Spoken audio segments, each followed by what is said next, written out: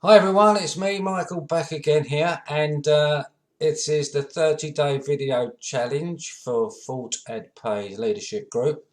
Day number 11, and the title is, If Money Was No Object. Well, obviously, if money was no object, I'd do all the normal things. Get a new car, get the wife a lovely diamond ring, go on nice holidays, help people, find people less fortunate than me and go and help them. I've got a daughter who's happily married with a couple of grandchildren. I'd help them, although I wouldn't give them loads of money. I'd help them to do something like this so they could still work, they could get their own money, etc., etc. But one of my biggest things that I would do if money was no object is make my son's life better. We have a son, Ryan his name is, and he's now 30, he'll be 35 in August. And just before his 21st birthday, I mean, he had a good life because in those days we was quite well off. So we sent him to private school, etc.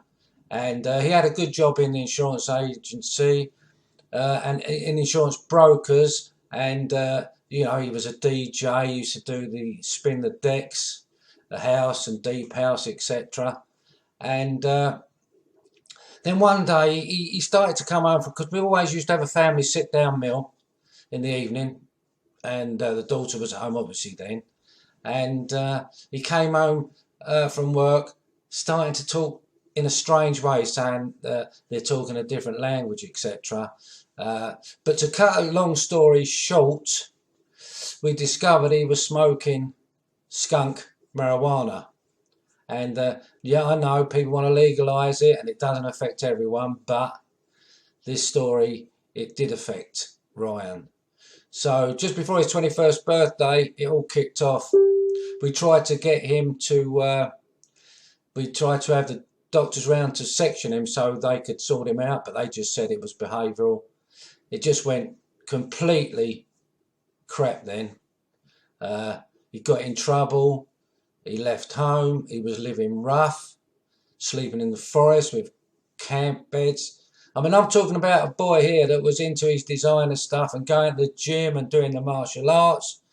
I mean, I saw him a couple of times. He was filthy, but he wouldn't come home. Told me to F off, all the usual.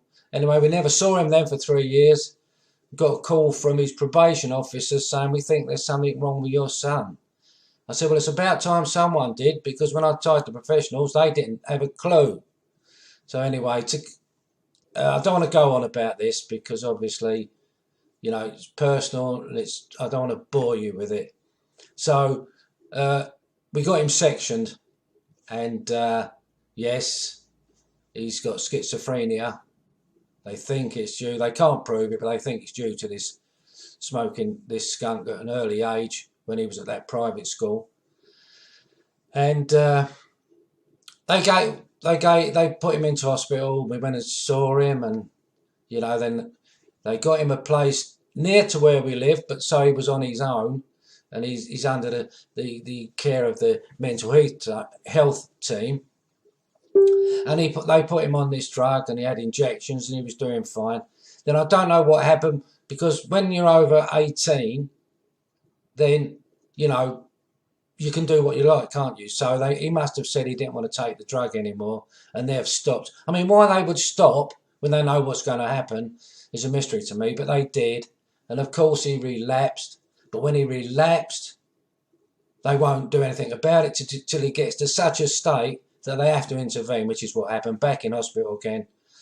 Then I'm sending letters and I'm going up to the mental health team, what are you going to do? And anyway, we've got another second opinion. They give him a new drug, and he started to improve then. But I used to go out with him on a Friday, take him to the local club. They used to have a club where they used to play pool. But he never used to be. You could see in his eyes there was something wrong, and he wouldn't say anything. But of course, it was the voices. The voices all the time in his head must have been terrible.